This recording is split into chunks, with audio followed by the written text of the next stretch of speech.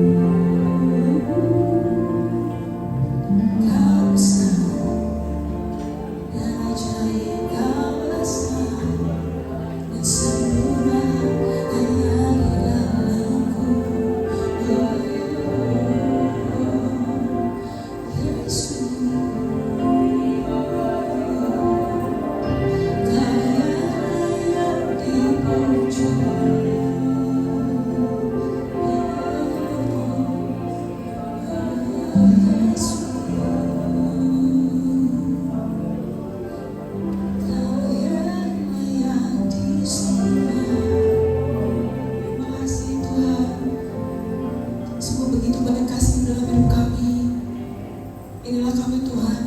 Kami anak-anak-Mu, kami menikmati hadirat-Mu di tempat ini.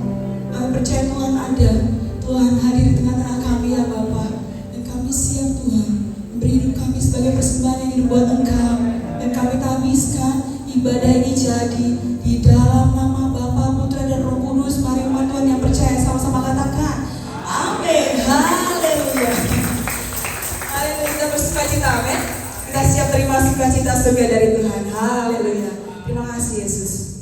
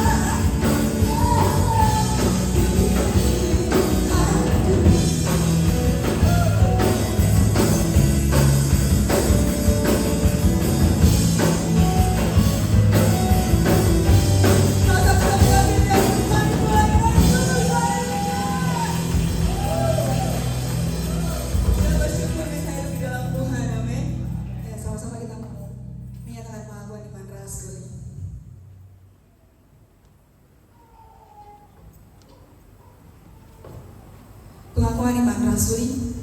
Aku percaya kepada Allah, Bapa yang Maha Kuasa, Kali langit dan bumi, dan kepada Yesus Kristus, Anaknya yang tunggal Tuhan kita, yang dikandung daripada Roh Kudus, lahir dari darah Maria, yang menderita di bawah pemerintahan Pontius Pilatus, disalibkan, mati dan dikuburkan, turun ke dalam kerajaan maut, pada hari yang ketiga, bangkit pula dari antara orang mati, naik ke surga, duduk di sebelah kanan Allah, Bapa yang Maha Kuasa, dan datang dari sana untuk menghakimi orang yang hidup dan yang mati. Aku percaya kepada Roh Kudus, gereja yang kudus dan Allah, persekutuan Roh Kudus, pengampunan dosa, kebangkitan dari dan hidup yang kekal. Amin.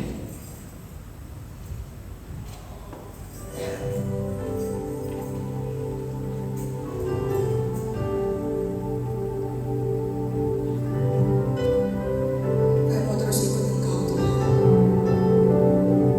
Kami mau terus ikut Engkau dalam keputusan kami. Yesus.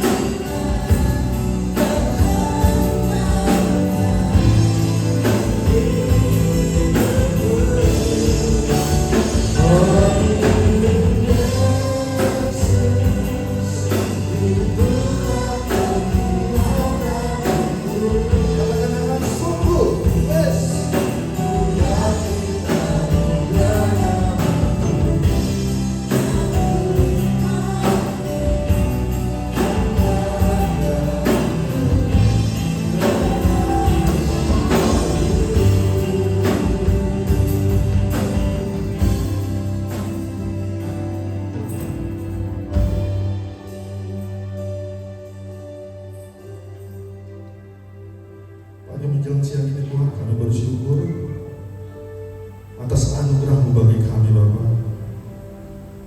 Sebab itu Bapa, saat ini kami mau mendengarkan sabda-Mu Bapa. Biarlah perkataan ilahi saja Tuhan yang boleh ada dalam hati setiap telinga orang yang mendengar Tuhan. Oleh sebab itu Tuhan,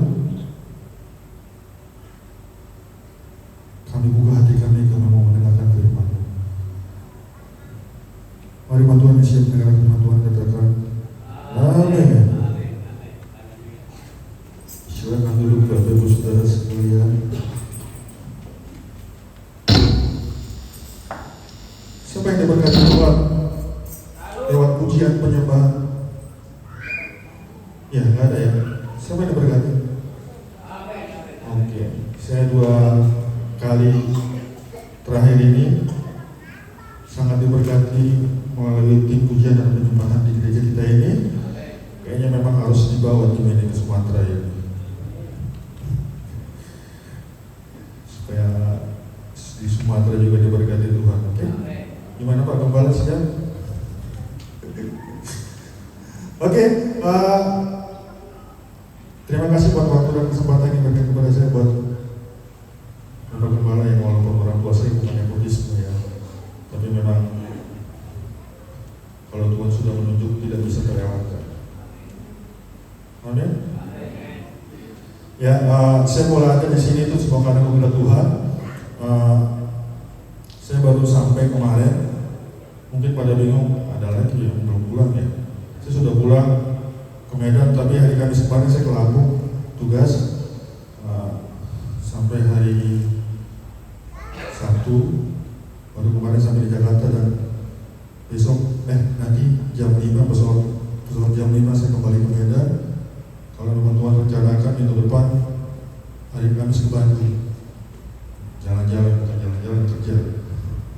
Doakan saya supaya Tuhan memberi kekuatan dan mengampunkan saya. Oke, pagi ini kita mendengar firman Tuhan. Kita buka kitab kita di Matius 5 ayat 13 sampai 14. Matius 5 ayat 13 sampai 16.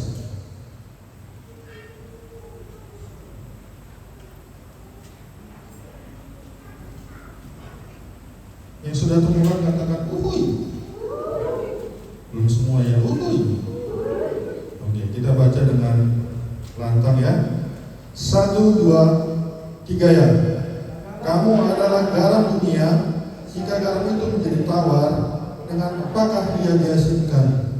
Tidak ada lagi gunanya selain dibuang dan diinjak orang.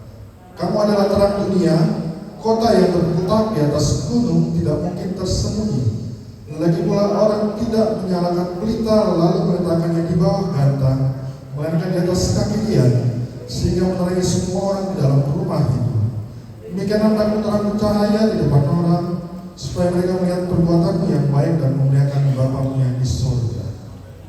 Pagi menjelang siang ini kita sama-sama belajar dari tema firman Tuhan yang adalah karakter saksi Kristus.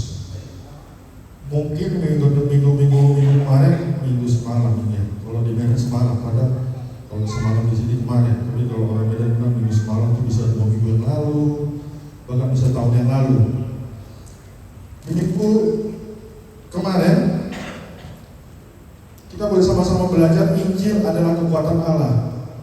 Dalam pagi menjelang siang ini juga tema yang kita sama-sama mempelajari saling berkesinambungan. Karena kenapa? Injil adalah yang merupakan kekuatan Allah sehingga kita memiliki karakter saksi Kristus. Kita sama-sama belajar karakter. Karakter itu kalau di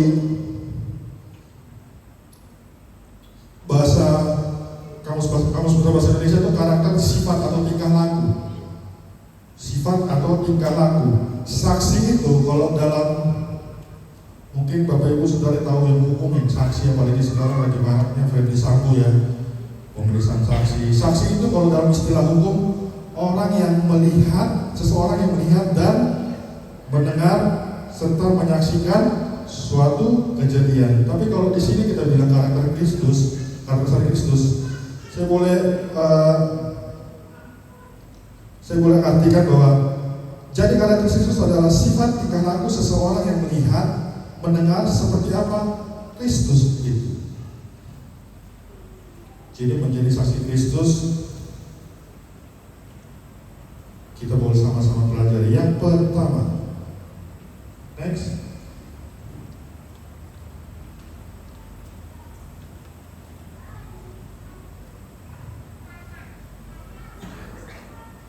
Menjaga rasa asin serta nyala api.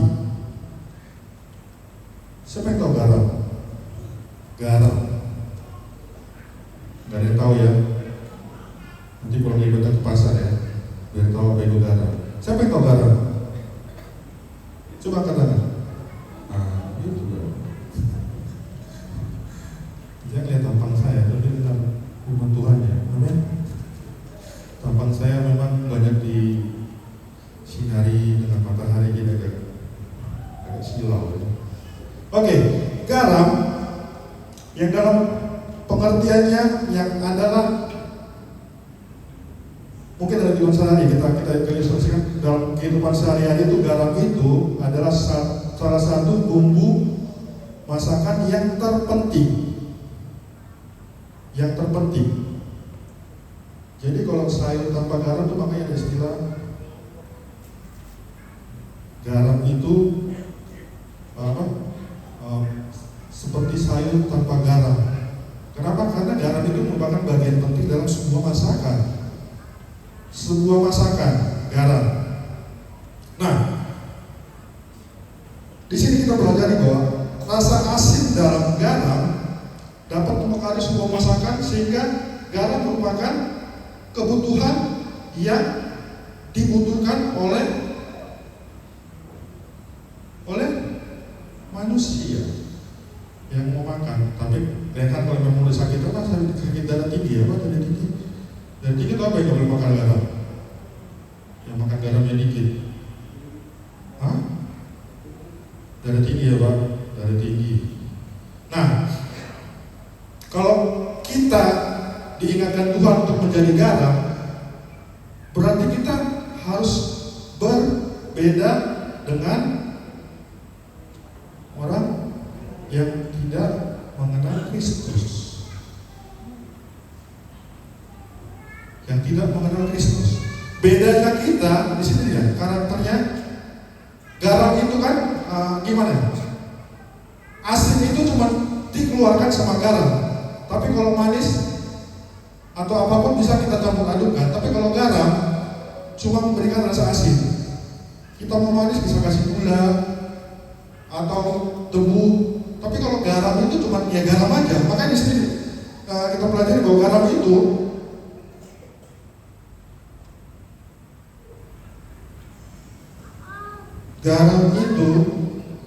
hal terpenting dari manusia, sehingga kita boleh diajarkan Tuhan bagaimana menjadi saksi Kristus yang menunjukkan bagaimana karakter Kristus itu nyata dalam hidup kita. Dan di sini dikatakan juga menjaga nyala api. Ilustrasinya di ayat yang kita baca itu pelita lilin. Ilustrasinya gini, lilin nggak mungkin ditaruh di bawah kolong kursi atau meja. Karena kenapa? Dia nggak bisa menerangi, fungsinya nggak akan ada. Minggu kemarin kita mati lampu. Kenapa lilin itu ditaruh di sini? Supaya bisa menerangi ruangan di sini. Sama halnya juga dengan kita. Sama halnya juga dengan kita, bagaimana kita harus menjadi terang dan dunia. Gini, coba lihat saksian lagi ya. Waktu SMA, kalau minggu kemarin SMA saya juga, waktu SMA juga. Saya punya teman namanya Arga, saya sebutkan Arga, anak orang kaya, mamanya anggota DPR RI, saat itu aktif.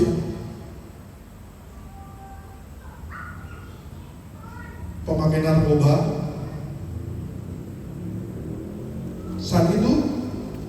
tuanya tuh mau bercerai.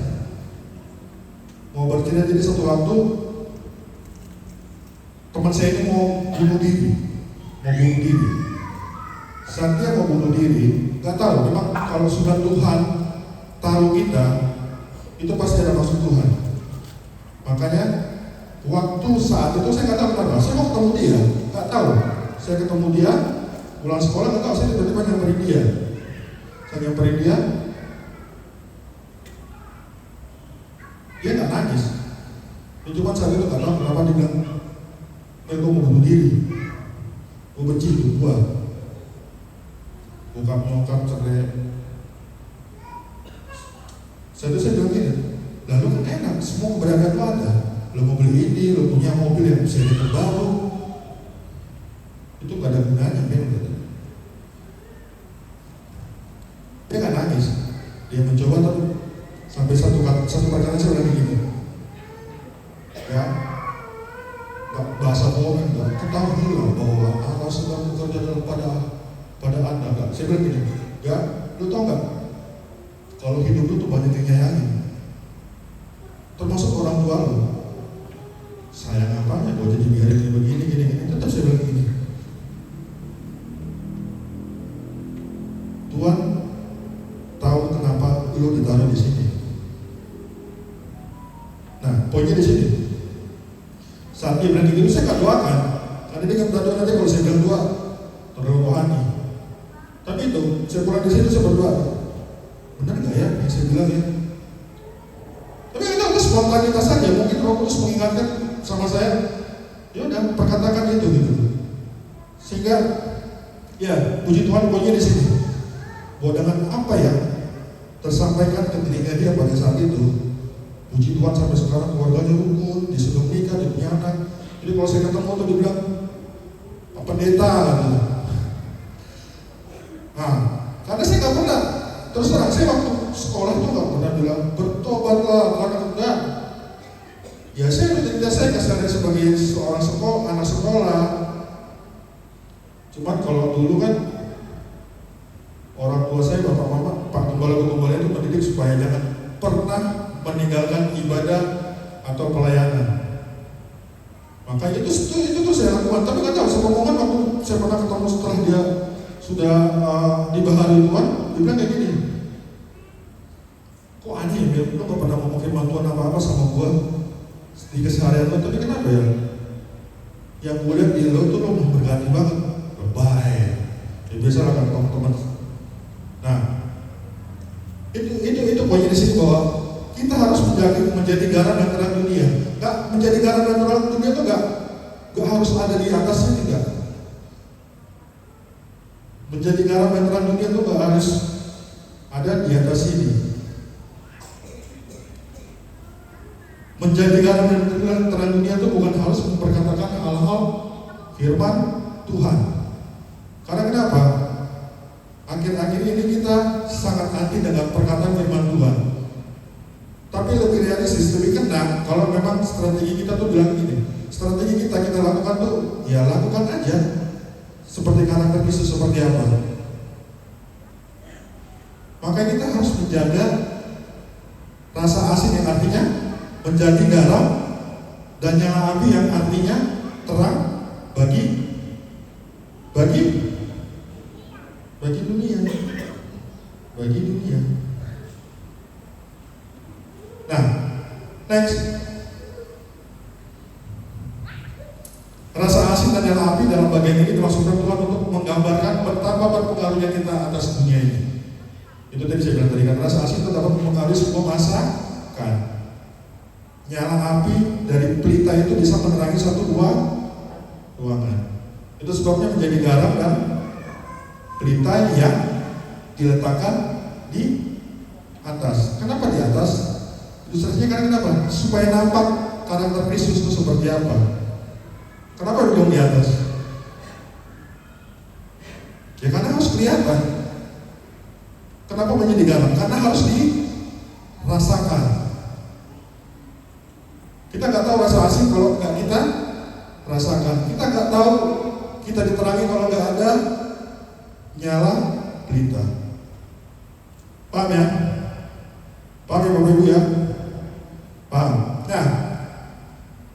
poin yang ketiga, pada umumnya mereka menolak Injil sesama kita. Menolak Injil itu bukan karena kualitas Injilnya, Injil kekuatan Allah ya, tapi karena tingkah laku kita tuh tidak sepadan dengan Injil yang kita percayai. Kita percayai ya, kita lihat, bahkan sampai kita berkatakan bahwa Tuhan Yesus sangat memberkati saya, Tuhan mengajari saya untuk memberkati sesama. Tapi gak ada yang kita tunjukkan hal yang demikian. Suka gosipin orang,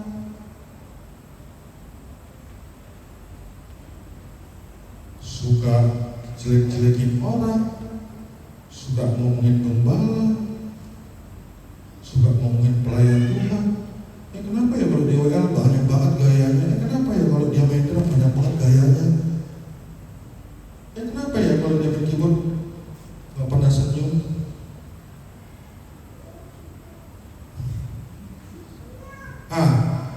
Itu. Jadi Injil kan pengertiannya kalau minggu kemarin kabar baik tentang Kristus. Kabar baik itu bukan harus diperkatakan, gak perlu menjadi saksi Kristus, jago berkata-kata itu gak perlu. Tapi dengan sikap, tingkah laku kita menunjukkan karakter Kristus, itu yang luar biasa. Makanya gak perlu jadi sekolah teologi kalau untuk kita menjadi saksi Kristus. Gak perlu sekolah espak untuk kita menjadi saksi Kristus. Tapi dengan tingkah laku sehari-hari kita, itu nampak. Gak usah kita di jalan di tetangga tiba-tiba ada orang yang lagi, mungkin ibu-ibu mungkin saat mau ke gereja lihat ada kurban ibu-ibu, bertobatlah, jangan suka ngomongin orang. Asli kita bilang ada ero-eronya ibu ini katanya.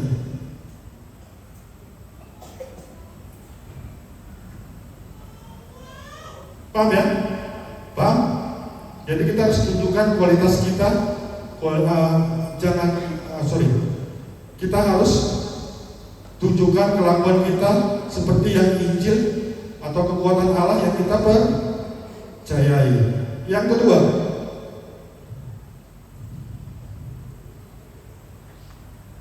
menyatakan perbuatan baik. Menyatakan perbuatan baik itu, next. Dunia yang lelah ini, sekarang ini sangat banyak konsep atau teori yang menyatakan bahwa lakukanlah hal yang baik. Tapi nggak pernah menunjukkan bahwa apa itu kasih. Apalagi kita ya pelayan Tuhan.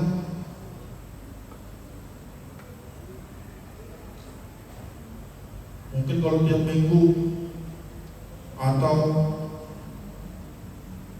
di lampu merah ada tukang minta-minta. Nah, sebelah kanannya itu ada tetangga kita. Tetangga kita itu tahu kalau kita itu pelayan Tuhan. Ada tukang minta-minta. Kalau memang tidak kita kasih atau hati kita tidak, ya udah gini. Jangan dibiarin. Jangan dibiarin. Terus tetangga kita itu di sebelah itu yang kendaraan itu sombong banget pelayan Tuhan. Kalau memang terbuka hati kita untuk memberi, ya memberi. Yang penting kita tunjukkan kasih kita terhadap tukang minta-minta. Mau itu digunakan untuk apa ya terserah. Poinnya di situ. Mau itu digunakan untuk hal yang tidak berkenan, yang penting kita menunjukkan kasih kita kepada tukang minta-minta. Tapi harus berhikmat. Jangan yang fisiknya jadi, fisiknya bagus kita kasih. Udah kan bisa kerja. Itulah makanya kita tunjukkan kasih kita harus berhikmat. Amin. Nah, perbuatan kasih yang sederhana saya contohkan begini. Contoh, kita punya saudara sakit atau tetangga kita sakit, ya kita jenguk. Jangan kita itulah hukuman Allah terhadapnya. Sadis. Kita bukannya jenguk malah menghakimi. Sampai kita bilang, itulah dia kenapa penyakitan, karena kenapa korupsi. Itulah kenapa dia penyakitan, karena suka nyuri.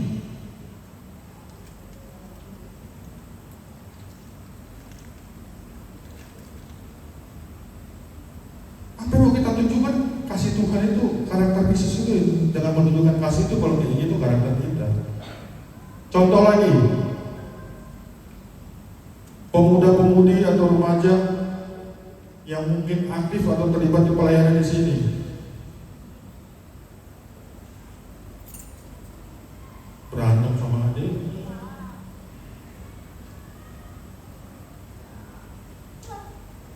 suka marahin adik. Ya kalau salah dimarahin, tapi jangan dimarah-marahi.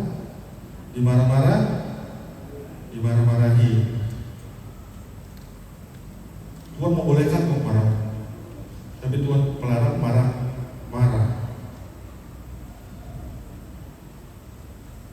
Ya, jadi kalau ada saudara kita, anak bapak pemuda-pemudi remaja sekalian, kalau di sini kasih sayangilah adiknya, tunjukkan kasih itu. Jadi kita gak usah pun kita katakan sama orang tua kita, bapak mama bertobat gitu, gak usah. Tapi dengan kita menunjukkan simpel aja, kita mengasihi adik kita, bahkan kita bawa ke gereja sekolah minggu, disuruh kita mau, jangan disuruh asik gua dulu, asik gua terus, itu saya dulu. Itu dia, makanya saya bilang malang sekali cerita jadi anak bontot. Siapa anak bontot di sini? Nah, ngerasain nggak sedihnya? Sama kita penanggungan gitu. Itu disuruh cuci piring, ya mantar aja bikin story. Susi, cuci dulu piring, lagi tiktokan.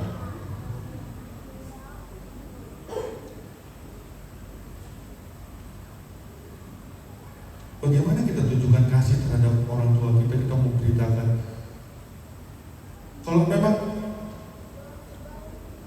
Tuhan taruh di hati kita sampaikan firman Tuhan, sampaikan. Tapi kalaupun kita gak yakin dari Roh Kudus, ya lakukan dengan tingkah laku.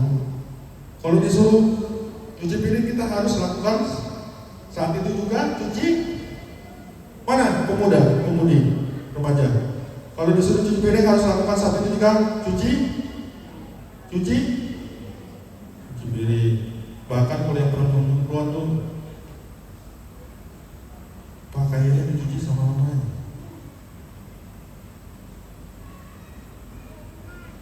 Pakaiannya dicuci sama mamanya, gratis.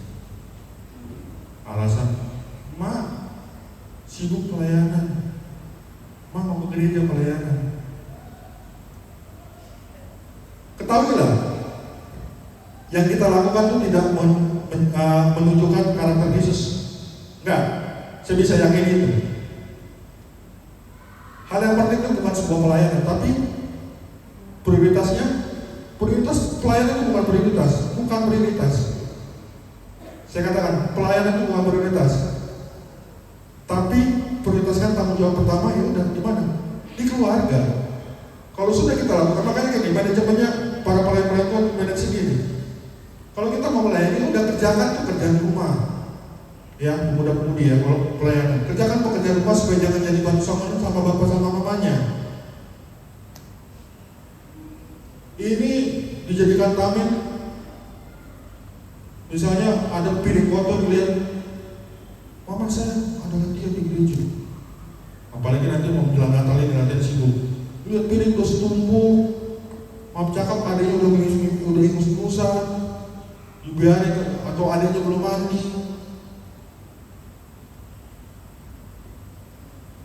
Sesimpel itu menunjukkan kasih, sesimpel itu. Amin. Colek kanan kirinya dong, kasih. Kasih. Ya, nggak ada yang nolak. Kasih.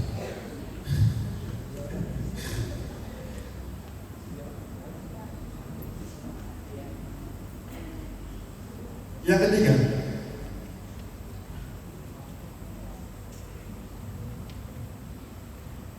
siap dimanapun Tuhan memanggil. Kita buka Alkitab kita di Kisah Para Rasul ayat 1-8. Sebelum itu salah satu orang membacakannya. Kisah Rasul 1, Kisah Para Rasul 1 ayat 8.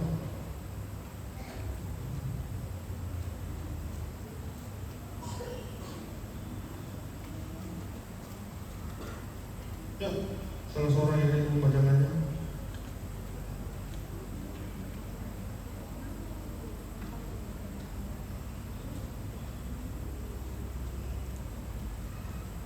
Kisah Para Rasul 1 ayat 8. Tetapi kamu akan menerima kuasa kalau Roh Kudus turun ke atas kamu, dan kamu akan menjadi saksiku di Yerusalem dan di seluruh Yudea dan Samaria dan sampai ke ujung bumi. Amin. Next, selanjutnya. Di ayat ini dijelaskan kalau prinsipnya gini. Dari hal yang ruang lingkupnya kecil dulu, ruang lingkup apa yang kecil dulu? Itu keluarga. Bagaimana kita menjadi saksi Kristus? Ya kita siap di tempat, kita siap dipanggil dimanapun kita tempatkan. Jadi kalau pemuda-pemudi ditempatkan di maaf cakap yang bapak mamanya kerjanya pas-pasan atau bapaknya penghasilannya pas-pasan, itu Tuhan memanggil kalian di situ. Tuhan memanggil kalian di situ. Itu sebabnya poin ini penting. Kenapa? Dari hal yang kecil dulu, nggak perlu kita penginjilan ke daerah-daerah. Kalau keluarga kita tuh tidak kita tunjukkan bagaimana saksi Kristus, atau tidak kita percaya kalau meyakini Injil itu ada dalam keluarga kita. Jangan bapak ibu yang melihat anaknya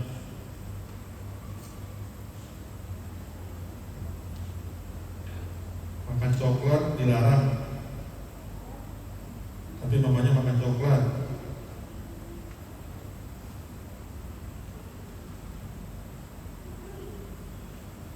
Ya, bapaknya nyuruh kalau bawa motor pakai helm, tapi nggak pernah pakai helm.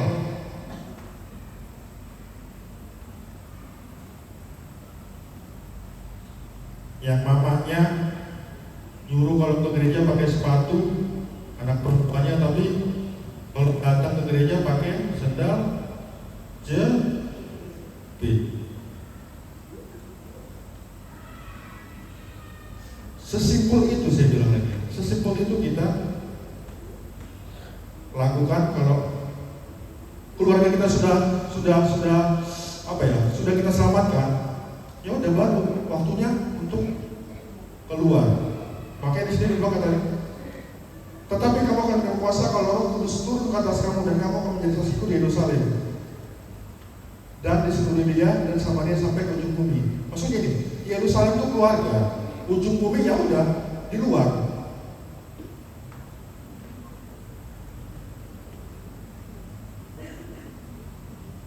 Makanya nggak akan tersampaikan, nggak akan terlihat karakter Kristus itu kalau keluarga kita aja tidak kita selamatkan. Sampai kalau dibilang ini, makanya saya bilang berat untuk menjadi apa ya, menyampaikan firman Tuhan itu berat, karena kalau kita menunjuk atau kita bilang ini lima sama kita. Kita bilang A, suatu saat kita tidak lakukan A, pasti berdosa juga. Amin. Bisa menjadi saksi di keluarga, siap ditempatkan. Kita ya bapak ibu yang punya anaknya nakal, kita ya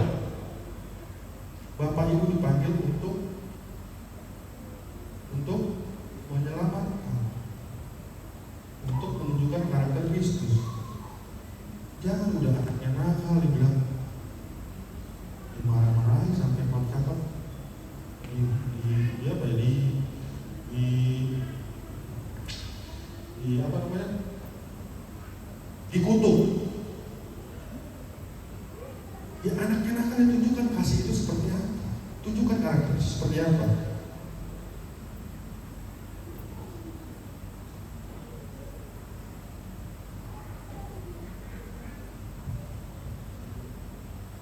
Poin yang kedua, di poin yang ketiga bagaimana kita menjadi karakter Yesus yang ketiga, di poin yang kedua ini, dimanapun Tuhan menempatkan identitas kita sebagai saksi tidak pernah hilang. Ya, saya punya kasihan. Saya bisa ini. Saya, mungkin beberapa orang tahu, saya tuh pernah dinas di NTT.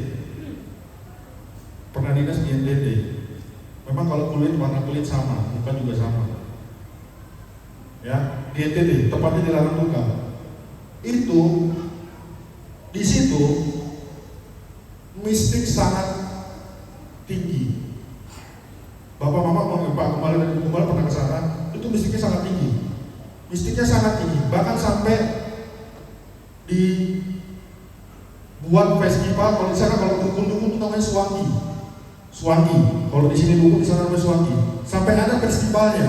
Ini festivalnya itu kan mereka ada ilmu. Itu resmi, pakai biaya negara, APBD. Nah, di situ juga ada kayak pentahbisan. Pentahbisan itu satu pondok ada tuh kalau di gunung itu sampai ditahbiskan. Dites lah Swangi ini, dukun ini, dites. Nah, satu waktu memang kalau pekerjaan kalau di sana tuh kalau kejaksaan sama KPPN yang berhubungan keuangan itu sangat sok-sok eksklusif. Sampai satu waktu karena sifatnya sombong, ada teman saya menangani perkara, senior saya menangani perkara tuh sombongnya, ampun lah kalau kita lihat itu sampai mau diserang kantor itu.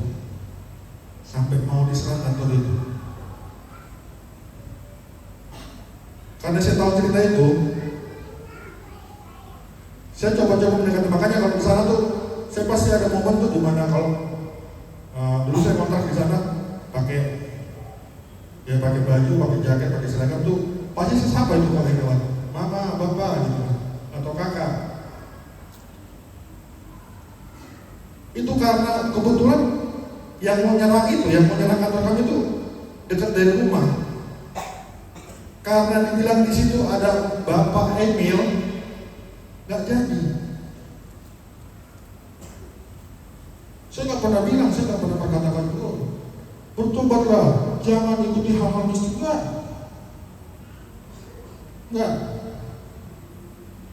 Simpel nggak? Sesimpel itu kan yang kita tunjukkan. Nyapa, bapak, mama, berangkat kantor, no, gitu. Kalau toto ucok, berangkat kantor, no, iya mama. Kalau tidak ada hal yang demikian, itu bisa kedua kalinya kantor itu diserang. Dulu pernah. Makanya, seseperti itu kita menunjukkan karakter Yesus. Yang penting kita gini. Yang penting fokus kita sama Tuhan. Kalau udah tuntunan Roh Kudus, kita perkatakan firman Tuhan atau ayat, pasti itu ada. Makanya fokus sama Tuhan. Misalnya saya kalau di lingkungan teman-teman tuh biasanya orang yang suka mendengar. Ini kalau dengar cerita teman, berkeluh kesah, curhat, pasti nggak tahu ke saya. Padahal kalau saya bilang jam terbang atau pengalaman saya apa sih? Tapi kadang-kadang saya di lingkungan teman-teman saya tuh menjadi pendengar yang baik. Menjadi pendengar yang baik tuh sangat gampang. Ya udah dengar aja. Disitulah masuk bagaimana kita memiliki Injil yang di dalam hati kita.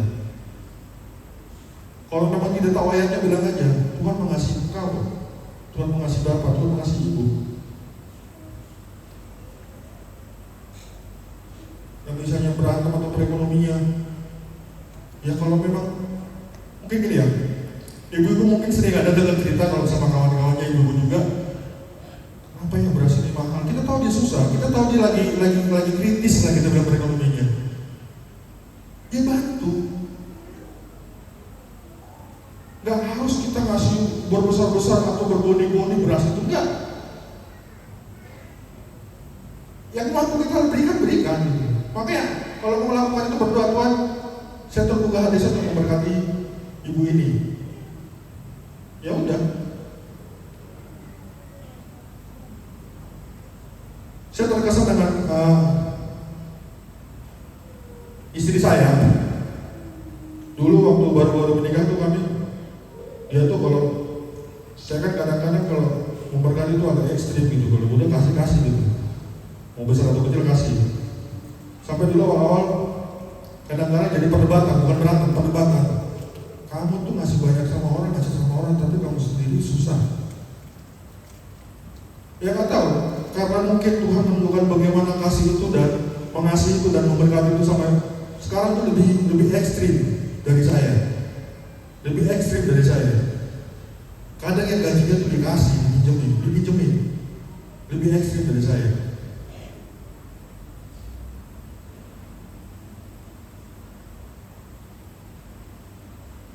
Itulah saya bilang, makanya kasih itu, karakter Kristus itu, karakter menjadi saksi Kristus itu enggak, saya tekankan, enggak perlu jadi pendeta, enggak perlu berdiri di sini, enggak perlu. Tapi dengan dimanapun kamu ditempatkan, dimanapun Tuhan memanggil kamu, baik di, kadang-kadang kita ngerasa gini, kadang-kadang kita ngerasa gini, Tuhan, kok sedih banget hidup gua ditaruh di keluarga yang susah, mau beli ini susah, sementara gua ngeliat orang lain tuh bisa, ada aja terlengkapi.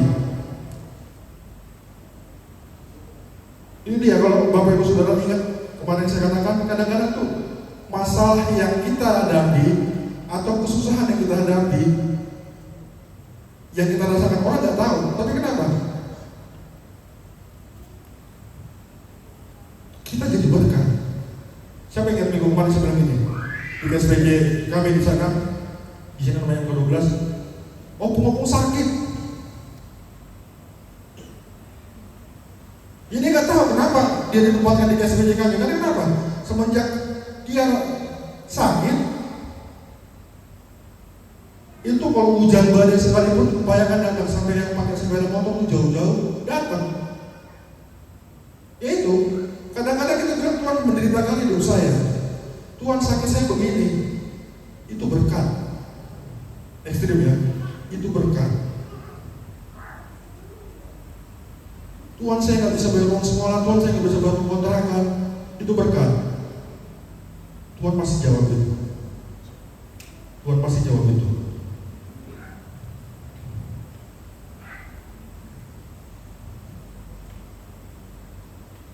Nah,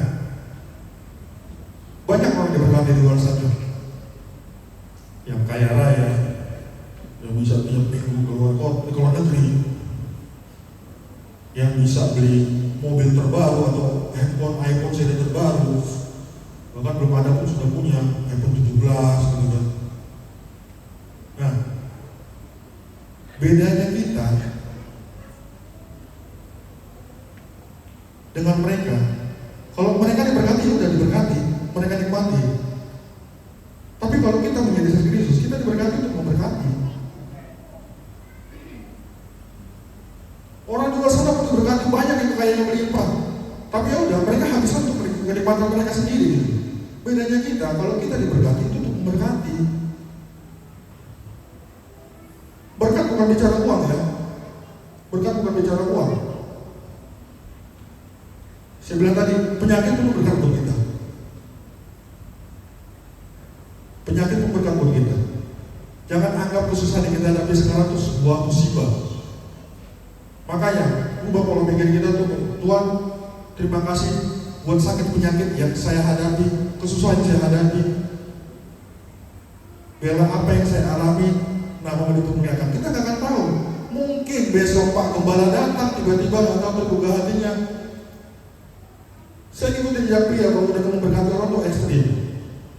Tiba-tiba datang nggak tahu, Roh Kudus memanggil aja ke rumah sana, kita nggak tahu. Atau siapa datang.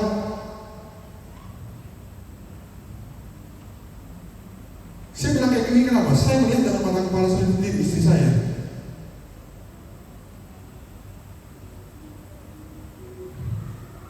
Itu nggak tahu, memang saya bilang imannya luar biasa. Kenapa?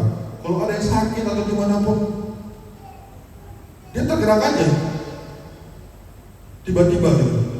Begitu sampai besoknya dengan cerita sampai Pak Gembalanya bilang, Pak, ibu itu baik kali, kenapa rupanya? Ya kok tahu ya, saya tidak punya uang segini gitu, tapi kok datang gitu. Apalagi waktu pandemi kemarin, itu saya lah, Pi, antar ke sana nggak? Kenapa mau antar? Kenapa masih antar ke sana? Nggak tahu, kamu antar aja gitu. Begitu saya antar, nangis. Saya posisinya sore, karena nggak ada beras yang mau dimasak. Kami kasih mau bergoni-goni kok, cuma 5 kilo yang 1 karung gitu. Nangis. Pak Emil kok bisa tahu kami nggak punya? Kami belum makan seharian ini. Saudara mungkin ditempatkan di sekolah, di lingkungan kantor, di lingkungan kerja.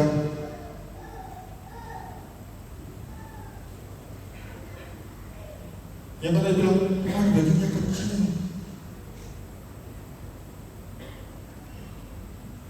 Pun yang kedua, di mana pun menempatkan di tempat kerja yang penghasilan saudara kecil, tunjukkan identitas sebagai saksi. Gak usah kejar promosi, Tuhan yang promosi ini. Yang penting kenapa? Lakukan, tunjukkan karakter saksi Kristus. Promosi itu bonus dari Tuhan. Saya bukan bilang diri saya hebat, enggak. Tuhan yang hebat. Saya ceritakan, dari NTT bisa masuk ke Sumut, itu 1 banding sekian. Ada kenapa? Waktu zaman saya itu penempatan di sana tuh yang orang Batak tuh cukup banyak, makanya orang mau balik ke Sumut. Cuman saya pada tahun itu, kebetulan saya bukan. Loh, bapak saya Pak Gembala pendeta, mama saya guru pensiunan dua-duanya. Apa yang bisa tunjukkan hebat? Kamu bukan keluarga kejaksaan, tapi kenapa? Sampai dibilang, yang nolong saya itu bilang, kenapa ya? Gua waktu ngasih nama lo, bos itu nggak minta penjelasan apa-apa, langsung tanda tangan. Wow. Tuhan itu dahsyat.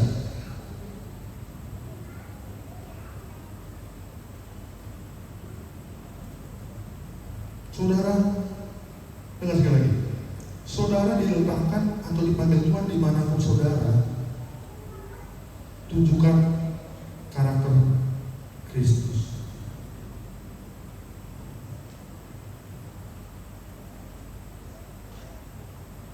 Kesaksian itu bukan bicara bertobat lah atau gimana, tunjukkan aja. Kalau memang lagi susah, ya itu dia cerita, berdoa aja sama Tuhan, pasti Tuhan jawab. Baca Alkitab, cobalah mendekat sama Tuhan, cobalah. Sesimpel itu. Tapi kadang-kadang kita tuh yang aduh gak enakan, atau kita gak percaya diri, atau kita gengsi, nanti dibilang sok rohani. Kalau Roh Kudus sudah berkatakan itu dalam hati kita, makanya punya hubungan intim sama Tuhan. Jadi kita tahu, gak pun kita pertanyakan Tuhan, ini perkataan saudara, pasti kalau Tuhan tunjukkan di hati kita, itu pasti gak akan terelakkan. Gak, mau kita tahan-tahan itu pasti gak, pasti akan kita sampaikan. Karena sudah Tuhan yang nyatakan.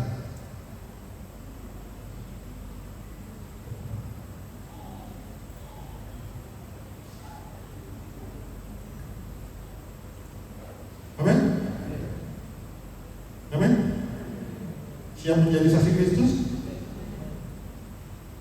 Siap menjadi saksi Kristus? Siap menjadi saksi Kristus? Yuk sama-sama kita katakan saksi Kristus. Saksi Kristus.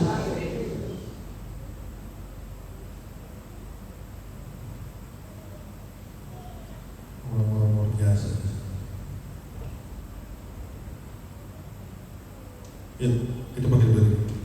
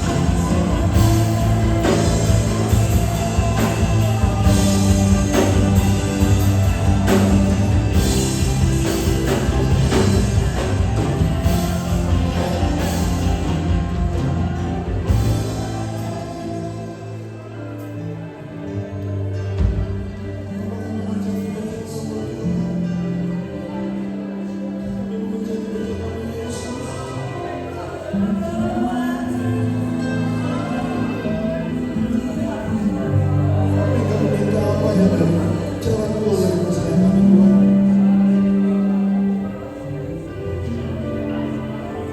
Tapi kami tahu Yesus, yang kami mau, kami memiliki karakter seperti-Mu Tuhan. Kami mau mencoba jalan-Mu Yesus.